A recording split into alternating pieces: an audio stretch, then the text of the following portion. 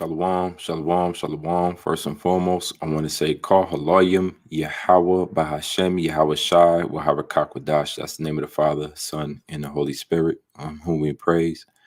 I want to give double honors to the apostles, elders, and bishops of Great Millstone who rule well over the body and the flock of Israel. I want to say shalom and salutations to all you brothers out here that push the words of truth and sincerity. Shalom. And I want to say shalom to all the elect Akim and Akwaf scattered abroad. We the 12 tribes of Israel. And I brought this video is going to be edifying. All right, as you can see in the title, share in the sufferings of Yahawashi. We're going to get into it first and foremost. Let's get a quote real quick. I like quotes. It's just something I like to read it from time to time. This one says, suffer well. I think a few of these are Stoic quotes from Marcus Aurelius, maybe Seneca. He who fears, he shall suffer, already suffers what he fears. All right, do what you will with it. All right. He suffers more than necessary, who suffers before it is necessary. And last, man is not worried about real problems so much as by his imagined anxieties about real problems. And this is exactly that. It's going to go into the imagined problems or the real problems that you suffer even before it's even time to suffer. And how shall I suffer before it's time to suffer, right? We understand that even the movie Passion of the Christ, which the word passion means his suffering, it starts before he was nailed to the cross. It starts before the whips on his back, the scourges to his back, crown of thorns. It begins the passion or the sufferings of Yahawashi began even before it took place, where he was in the valley of Gethsemane and he had to actualize and realize that he was going to be crucified. And all of those, the burden in that cross that was put on his back for the sins of Israel. And so, it's nothing new as far as anxiety goes. He asked the Father to take that cup from him in the valley because he was pressed. That's what the Gethsemane means, oil pressed. That's where Yahawashi went to pray before his crucifixion. Where Peter, I believe it was Peter, James, and John was with him and fell asleep. And so Yahawashi was very pressed at that time concerning his imminent death that he was going to be judged with. And so, while we are in these bodies, we go through a lot of suffering as well. And from time to time, I like to speak on it because the scriptures is really where our light comes from at the end of the tunnel. Otherwise, you just be succumbed to all of those sufferings for no avail, right? To no avail, to no end. There's an end of all of the sufferings and pain and anguish. There's an end, a foreseeable future in which we will be prospering, healed, holy, perfect, like Yahawashi, glorified, magnified, so forth and so on. In the name of Yahawashi, those are the rewards that we're waiting upon. And the scriptures beautifully portray that and paint that image. So in this truth, just really quickly, you're going to have highs and lows, right? Because it's prophesied, especially them lows. But you got brothers that got highs as well. But we fall short many times, and when you fall short, what do? You get up. You learn to get up, and you learn to just keep on going, right? You make amends where need to, and you get back going. You get back up. You get that resilient spirit, and you learn from your mistakes. But you'll definitely catch hell, in the form of what? Depression and demons. Some as serious as what they call today schizophrenia. You might hear things, you might, demons kind of like overpowering you at times. Brothers go through it real open and candid about it, certain brothers, and the wilder for them for sharing their experiences with it. But then you get, along with depression, you might have simple things like FOMO, what they call FOMO, fear of missing out. You feel like you're always missing out on something. That's kind of like the early phases of when you come into this truth. You're dealing with, that turn back demon, that I'm missing out on something demon. Then you got worry, you got doubt, you got diseases of your mind, basically.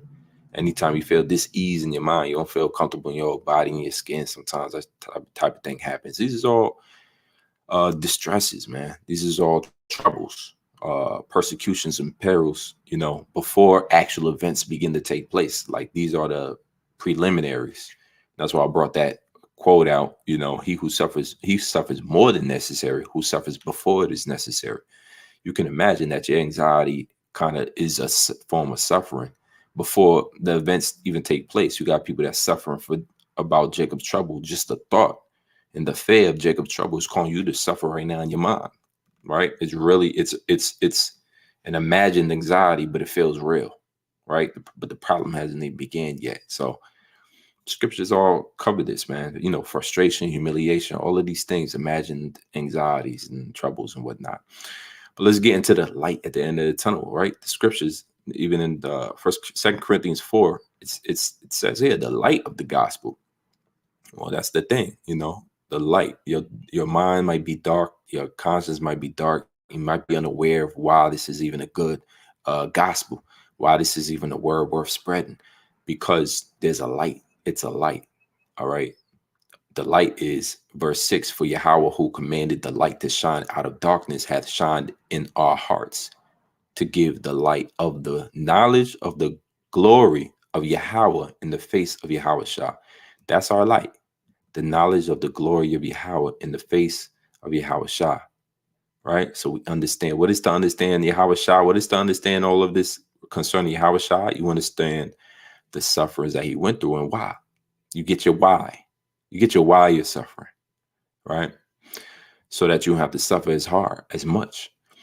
Verse 7, it says, the title, Treasures in Jars of Clay.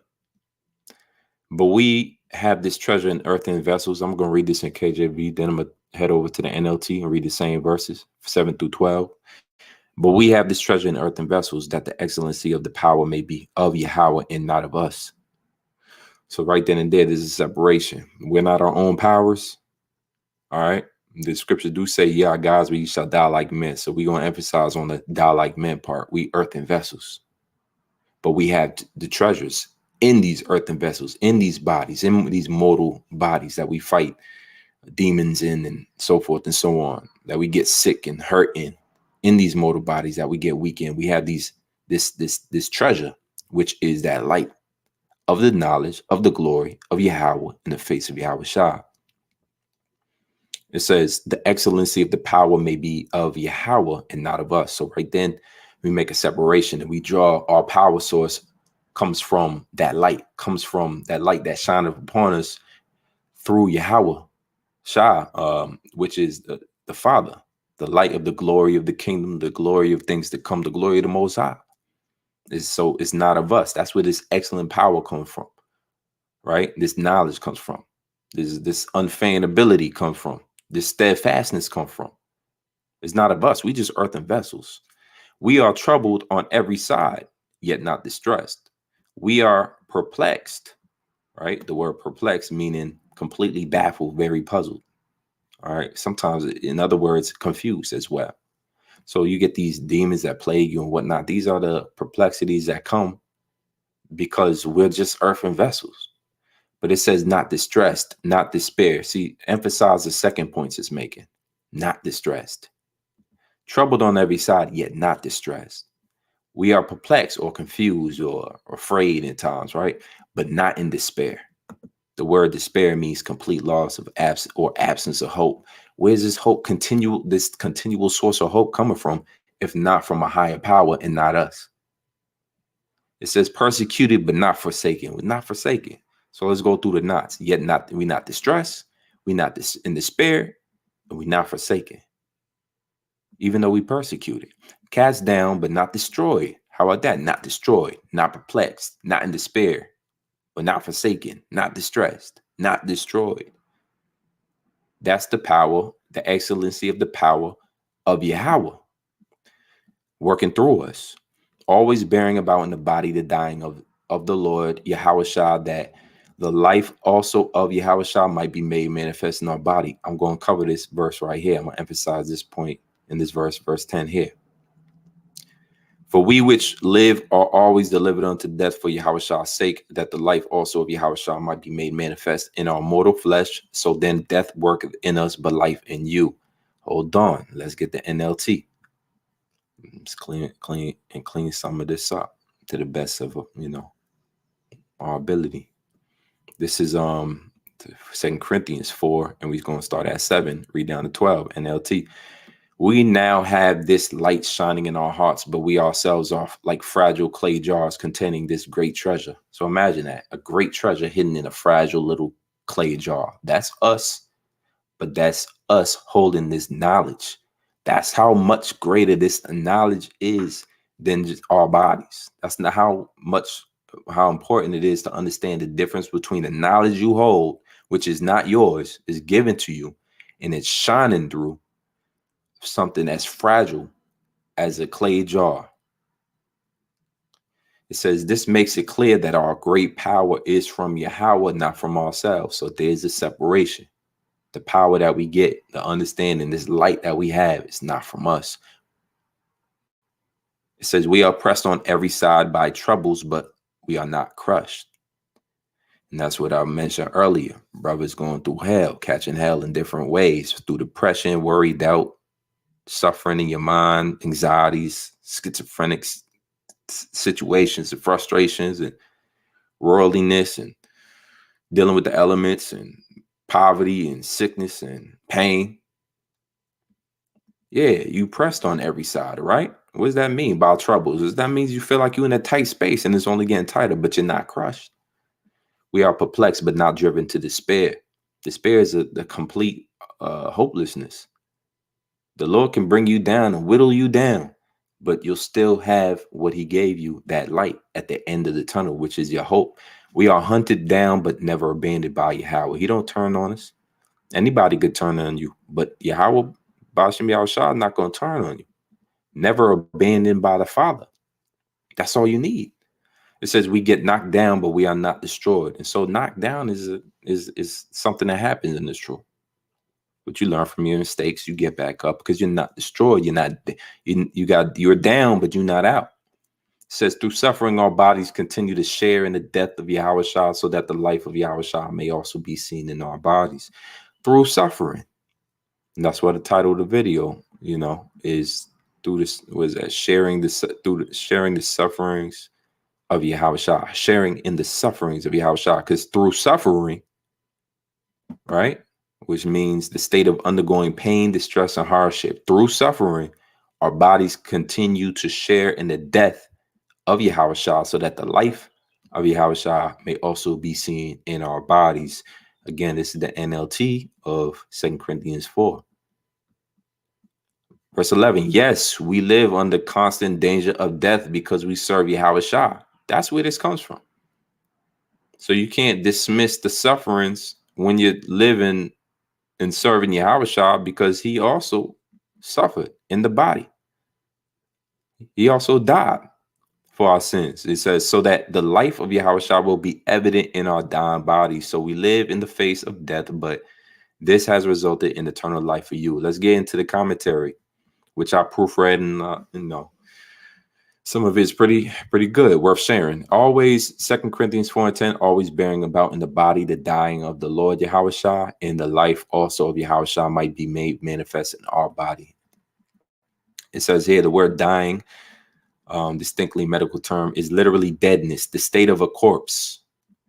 References Romans 4:19, and being not weak in faith, he considered not his own body now dead, when he was about 100 years old, neither yet the deadness of Sarah's womb. All right, that's dealing with Abraham.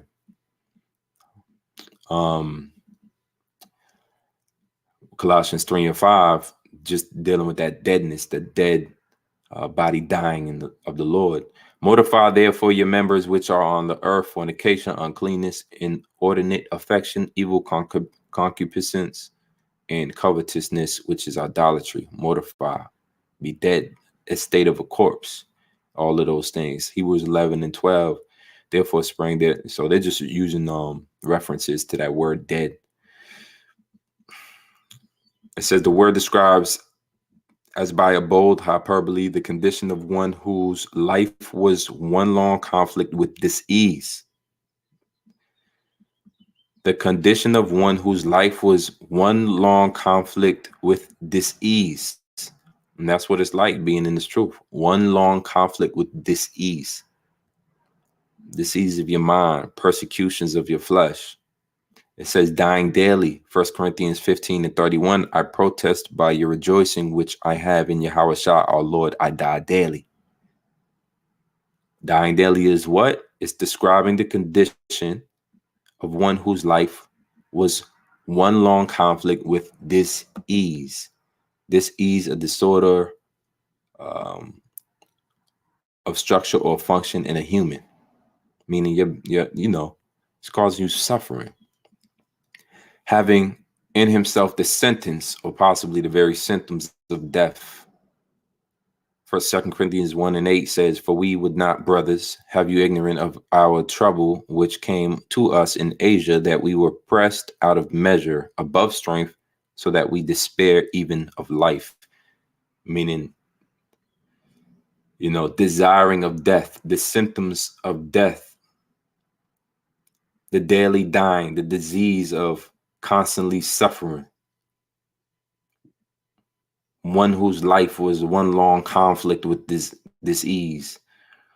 That's what it's like, the painstaking dealing with dying, your body dying, bearing that about.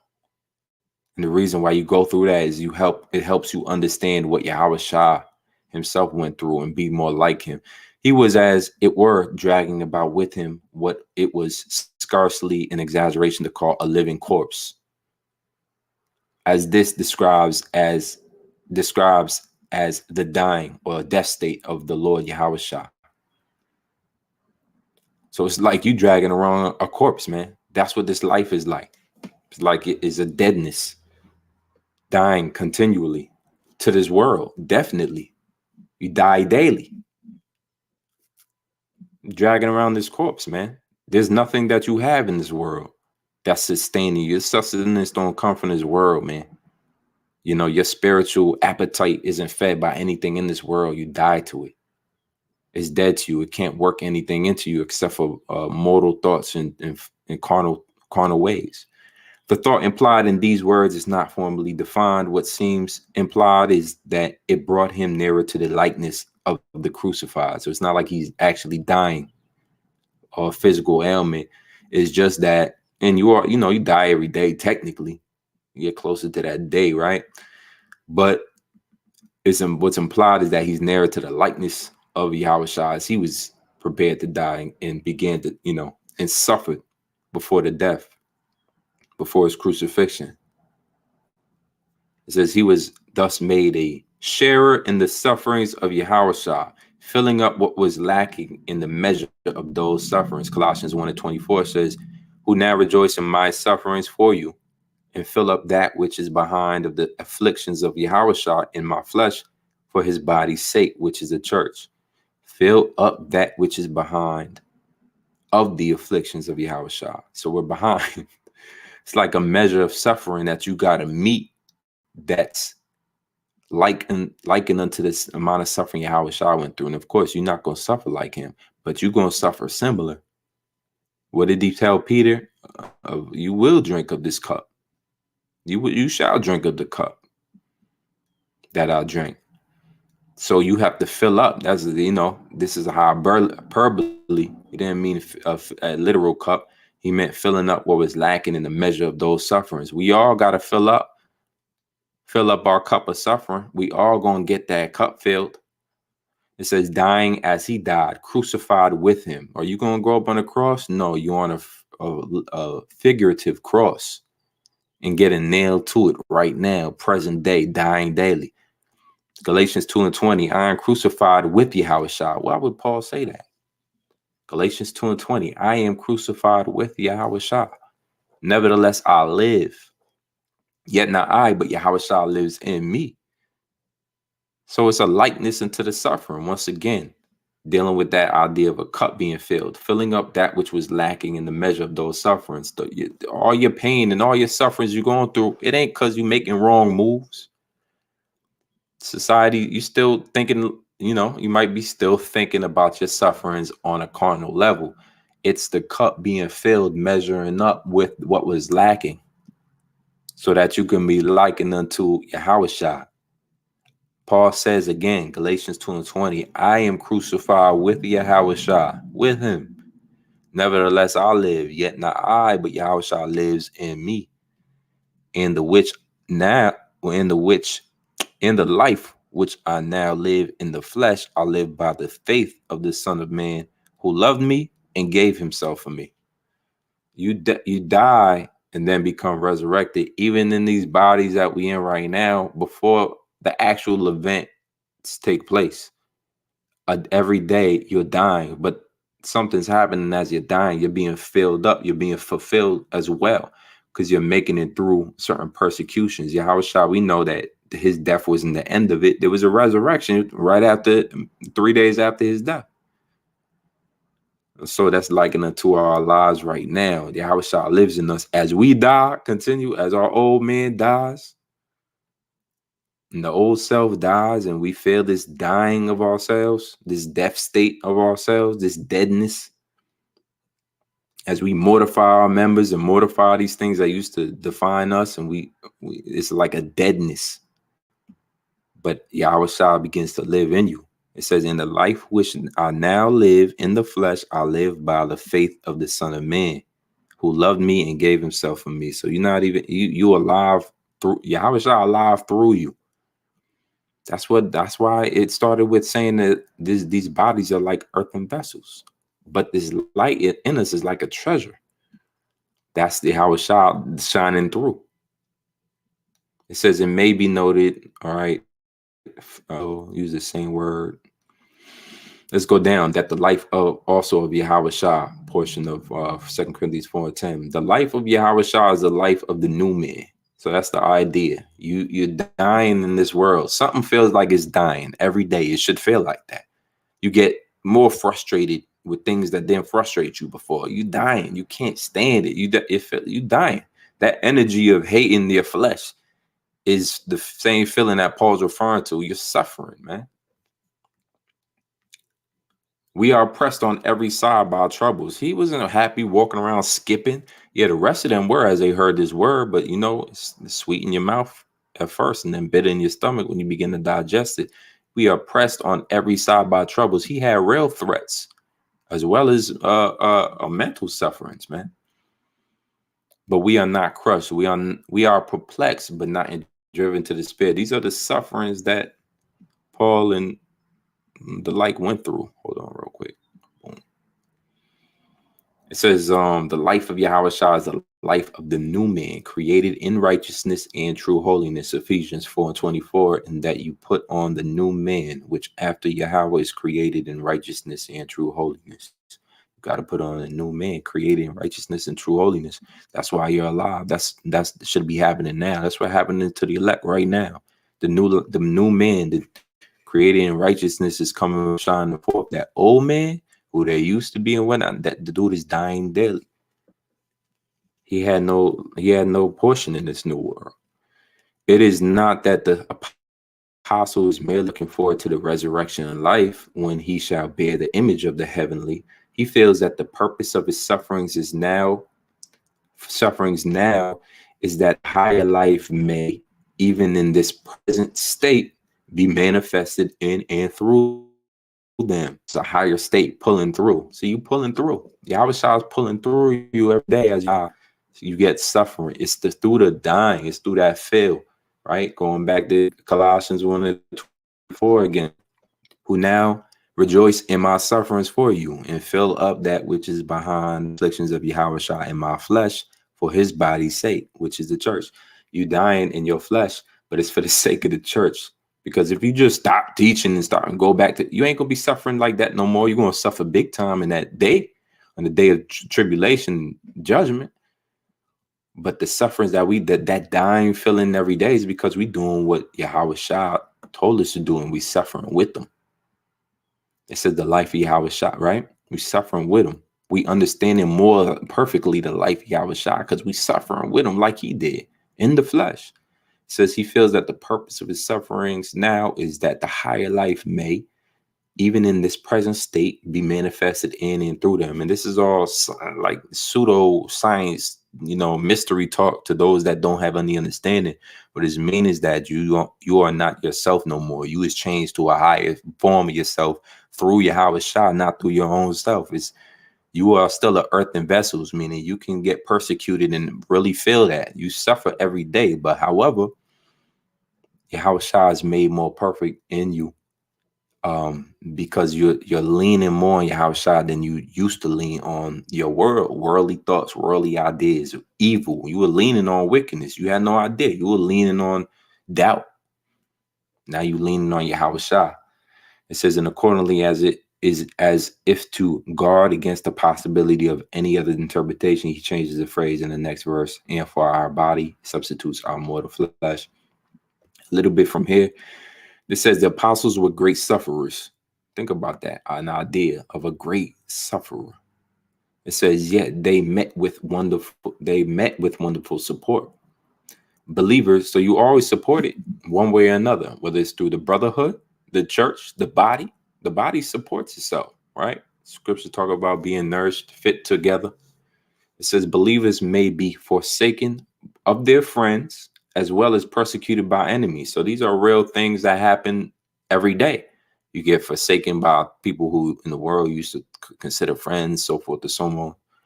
All right. Somebody who you loved in the truth might fall out and become a adversary, an enemy now, persecute the church and the body, so forth and so on. Many different examples and ways. Satan will attack you whatever way he sees fit. And then there's also, spiritual attacks. It says, but their power will never leave them nor forsake them. So the understanding is make sure your rock is exactly who your rock is supposed to be. It's supposed to be Yahawashi. Now, this is through faith. Yahawashi is not here for you to hold his hand physically, but he's here in spirit working through you. It says, there may be fears within as well as fightings without. What does that mean, fears within? That means you suffering in your flesh. He who fears, he shall suffer, already suffers what he fears. You know, what you shall suffer. Even the possibility of what we shall suffer in these last days, that's sort of like a suffering in itself. He suffers more than necessary. Who suffers before it is necessary? You suffer already because you know what you're going to be suffering with later. And that makes that suffering even more. Just like Yahawashi suffered at the garden before the whips and the chains, the spitting and the mocking began, before he was arrested.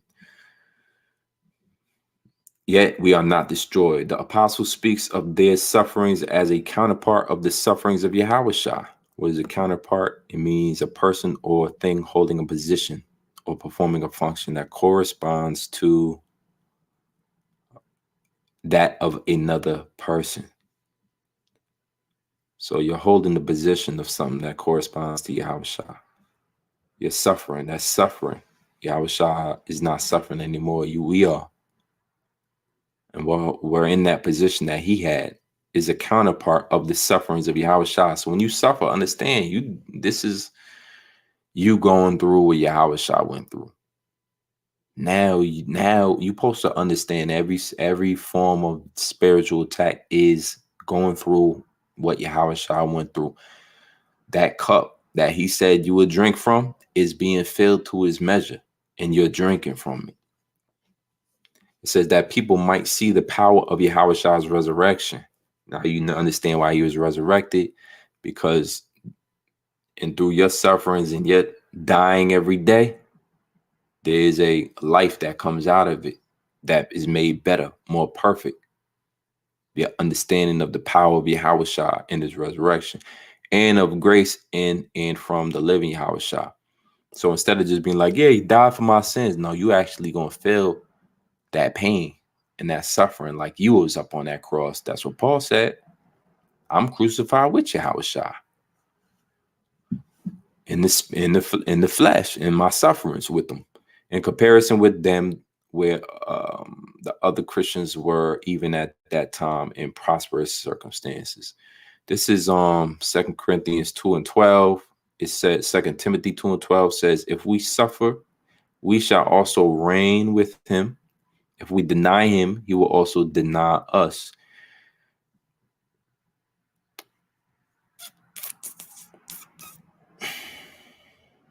All right, so let's get it. I was looking for the quick Greek. Let's get what it says here. So if we suffer, we shall reign with him. If we suffer, if we deny him, he would deny us.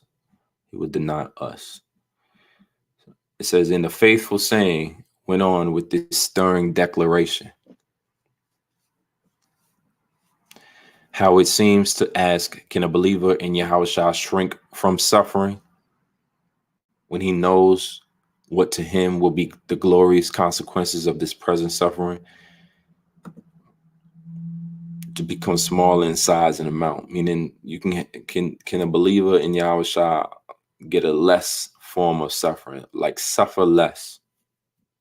Can you try to find a way to suffer less when you know that there's a glorious consequence of suffering right now? So it's almost like, no, you don't learn necessarily to suffer less to make it easier for yourself. How can I make my suffering easier? Well, you begin to learn to walk right into the fire, so to speak. You begin to learn to deal with that suffering. You begin to learn, as it says, the word rent suffer would be better translated if we endure. That is, if we bravely bear up against sufferings for his sake. So once again, you're not suffering for yourself, even though you'll get handsomely rewarded. There's a glorious consequences for it, a reward for it. But you suffering for Yahawashi's sake, because that's the true understanding of why you suffering. Once again, if we suffer, we shall also reign with him. Well, you can't just suffer and not suffer for Yahawashi's sake and reign with him. No, you have to suffer for his sake. And all the while work on with hand and brain for him and for our brother as best as we can. So you suffering, but you also keeping a frame, which is a helpful, honest, sincere, brotherly attitude. You keeping a good attitude, positive attitude. That's a different type of suffering, but you're doing it for his sake. Now, your mortal flesh, man, is looking for a cop out. It got to get out of here. The fire is hot, whatever. But as you begin to suffer and understand why you're suffering, you do it and you do it better. You learn to suffer better. Now you're in this form of endurance. Now you're being made hard. To what? To the suffering. Right? Somebody see you with a aggravated face or say, yo, you suffering. But you is making you hard. It's changing you. We all are changing. We are not the same people. We came in being because we wasn't dealing with this level of suffering, not for his sake. And if we was dealing with this level of suffering, we'd find some way to escape out the fire. But now we just suffer through it. And you got to be your best self while you're doing it. This is different. If we do this in this life, we shall in the life to come reign with him. More than merrily live with him. More than merrily live with him. All right, we're going to reign with him. It says, as the last verse told us, we shall even be kings with him. Romans 5:17, for if by one man's offense death reigned by one, much more they which receive abundance of grace and of the gift of righteousness shall reign in life by one, Yahawashi. Romans 8:17, and if children, then heirs, heirs of Yahweh, and joint heirs with Yahawashi, if so be that we suffer with him, that we may be also glorified together. That's the answers that we was looking for. That's all we need to help us endure, to see the big picture. The words have to create the picture. Revelations 1:6, and has made us kings and priests to Yahweh and his Father. To God and his Father. To him be glory and dominion forever and ever. Amen. Kings and priests. What is a king? What is a priest? What is a king and a priest? The elect, when they enter into that rest. Where Yahawashi is especially spoken of having made us kings. The promise thus woven into the faithful saying and repeated in these several passages of the reign of the saints in Yahawashi, gives us a strangely glorious hope. That's what we have, brothers. Can they say it's strange? Sure they can. It is. If we give them that, we give them that, man. It's a strangely glorious hope. You see, we'll be kings, not by the Roman way, by killing all of whoever's left. We'll be kings because the Lord Yahweh Shah, who will be crowned King of Kings, will give us that right. That's a strange and glorious hope, especially coming from a people on the bottom who just seem to be suffering for no reason. It says a marvelous onlook concerning the active and personal work which Yahweh Shah redeemed will be entrusted within the ages of eternity. All right. Concerning the active and personal work, all right, which Yahweh Shah is redeemed will be entrusted with. So there it is. We get a reward for all of this suffering, brothers. That's the light at the end of the tunnel. If we deny him, he will also deny us. It says, but there's another side to the words of the blessed. While to the faithful and to the believer, he will grant to sit down with him on his throne. The faithless and unbeliever will have no share in the glories of the life to come. These grave warnings are apparently addressed rather to unfaithful members of the outward and visible church than to the pagan world who have never known Yahushua.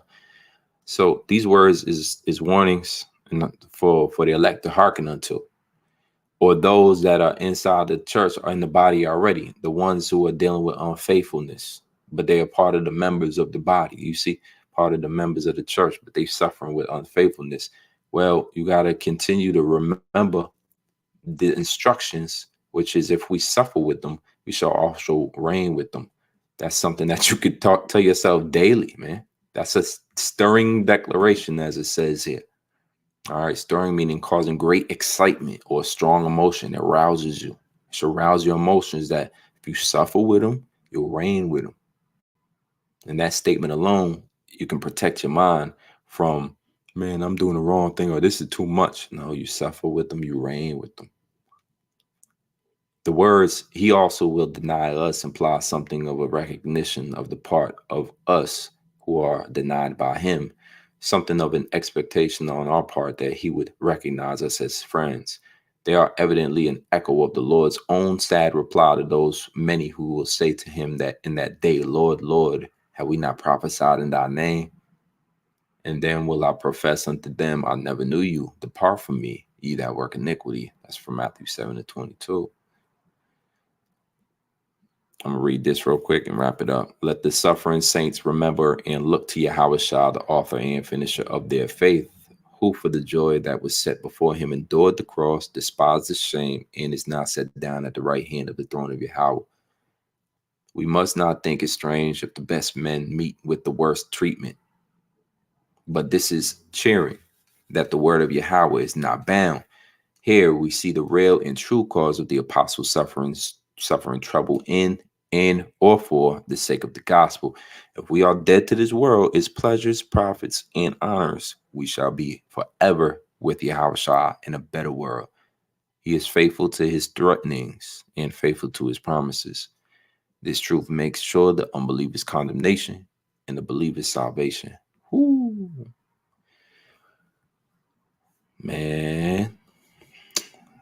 So, man, I brought this out, man. This video was edifying, man. I didn't get a chance to really go through the comment section or anything like that, but I pray y'all brothers is edified. And until next time, hey, Shalom, DTA, Baba Ba. Hey, Shalom.